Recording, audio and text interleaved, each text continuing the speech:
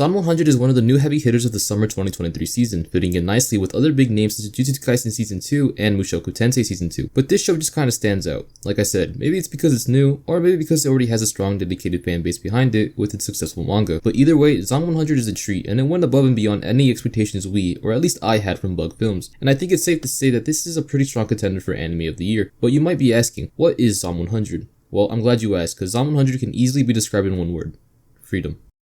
Our main character, Akira Tendo, is beyond depressed. Jesus Christ, the terrible segue, sorry. But Akira's depressed, and the only thing stopping him from ending it all are some guardrails. Now, that's pretty morbid, but it's all because of his job, where even on his first day, he's forced to pull an all-nighter and work unpaid overtime, with his higher-ups constantly demanding more from him. And the man rarely sleeps in his own bed, let alone take a shower. And you might be thinking to yourself, well, why doesn't he just quit? And well, the anime does a good job explaining that essentially if he quits, that's a lot of work that no one's doing now. So everyone else has to pick up where he left off, which he doesn't want to make anyone else suffer more than they already do. So he continues to work for the sake of others. And quick side note, I know the Japanese work culture is terrible, and I'm not sure if it's to this extent, but if it is, that's horrible, and hard to wrap my head around. And that's something I find fascinating and want to learn more about, but let's continue. And the only thing keeping Akira going is his workplace crush, who is unfortunately the boss's side chick. So yeah, life sucks for this man. And you're probably wondering, how is this freedom? If anything, it's the complete opposite, right? Well, that's when everything takes a turn for the worse, or in Akira's case, a turn for the better. One day when he's heading to work, he witnesses someone eating another person. And then he starts getting chased by a bunch of people. And after fully processing what's going on, he realizes that he's in the middle of a zombie apocalypse. And his mental is so fucked up because of his workplace, his first thoughts are, thank God I don't have to go to work anymore. Like, once he finds a safe spot,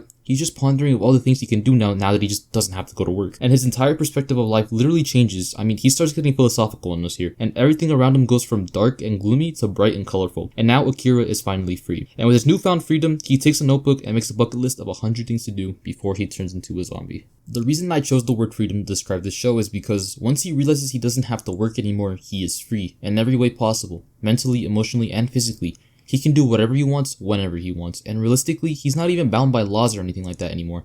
So he really is just free. And going a step further, once he's done jumping for joy at the fact that he doesn't have to go to work anymore, he decides to visit his workplace crush to tell her how he actually feels about her. And he does exactly that. He goes to her house and the first thing he finds is his boss there. And even though he's clearly a zombie, he politely bows and resigns from his job and body slams him out the window, because why not? And then he sees his crush, who is also a zombie. He's obviously sad, but he tells her how he feels and runs away. And that's a weight off his shoulders. He is free. Everything that was keeping him bound to his workplace, he's freed himself from. And something about that scene is just kinda cool. I don't know. I've read the manga, so I kind of knew what I was getting myself into here, but in the perspective of an anime-only viewer, I think the show had a pretty solid first episode. For most anime, you probably have the 3-episode rule that most people follow, but this one just kind of gets you sucked in right away. It wastes no time introducing everything that needs to be introduced in the first episode with more to tell. I'm excited to see everything get animated since it seems to have a very faithful adaptation so far, but I will say they did cut a few things out of the anime that were in the manga. Maybe to make the story flow a bit better, I'm not sure. And they did censor the anime booby, and